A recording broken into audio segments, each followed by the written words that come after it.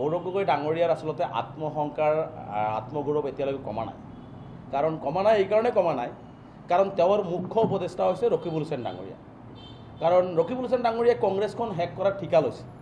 গতিকে যিজন মানুহে কংগ্ৰেছ হেক কৰাৰ ঠিকা লোৱা মানুহজনে যেতিয়া গৌৰৱ গগৈ ডাঙৰীয়াক পৰামৰ্শ দিব, তেওঁতো আত্মহংকাৰত বিভোৰ হৈ থাকিব।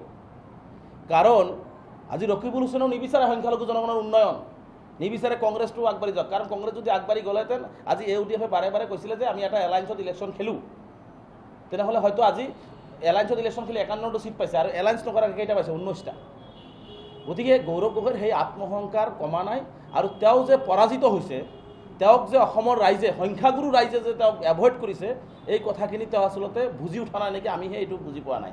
কাৰণ যোৱাকালিও মই দেখিছোঁ যে তেওঁ বাৰে বাৰে উজুতি খায় ইউডিএফৰ লগত, যে ইউডিএফৰ লগত বিজেপিৰ মিত্ৰতা আছে।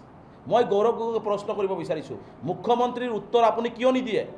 এতিয়াও যে মুখ্যমন্ত্ৰী কয় যে 6-7জন বিধায়ক মৰে মানুহ, সেই উত্তৰটো গৌৰৱ গগৈ দিয়কচোন।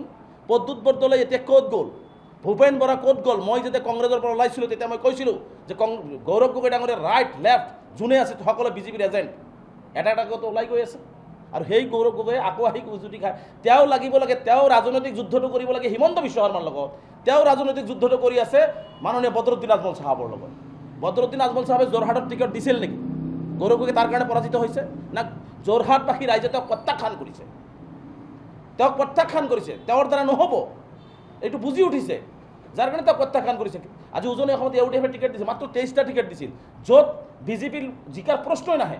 ইউডিএফে এনেকুৱা টিকেট প্ৰদান কৰিছিল য'ত বিজেপি জিকাৰ প্ৰশ্নই অহা নাই, বিজেপি খেলিবলৈ সাহস পোৱা নাই।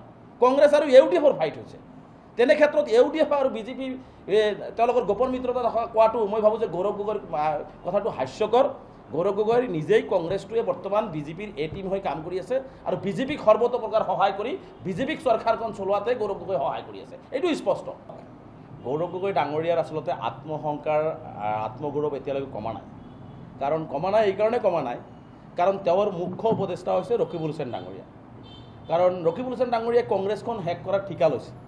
গতিকে যিজন মানুহে কংগ্ৰেছ হেক কৰাৰ ঠিকা লোৱা মানুহজনে যেতিয়া গৌৰৱ গগৈ ডাঙৰীয়াক পৰামৰ্শ দিব, তেওঁতো আত্মহংকাৰত বিভোৰ হৈ থাকিব।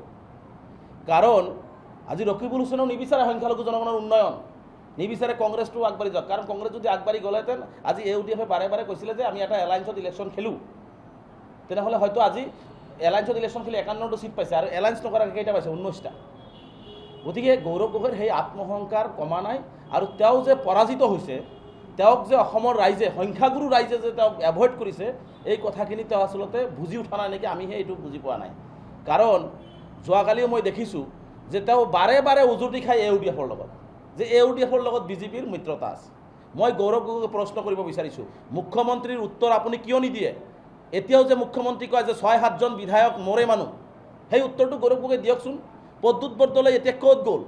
ভূপেন বৰা ক'ত গ'ল? মই যেতিয়া কংগ্ৰেছৰ পৰা ওলাইছিলোঁ তেতিয়া মই কৈছিলোঁ যে গৌৰৱ গগৈ ডাঙৰীয়া ৰাইট লেফ্ট যোনে আছে সকলো বিজেপিৰ এজেণ্ট, এটা এটাকৈ ওলাই গৈ আছে।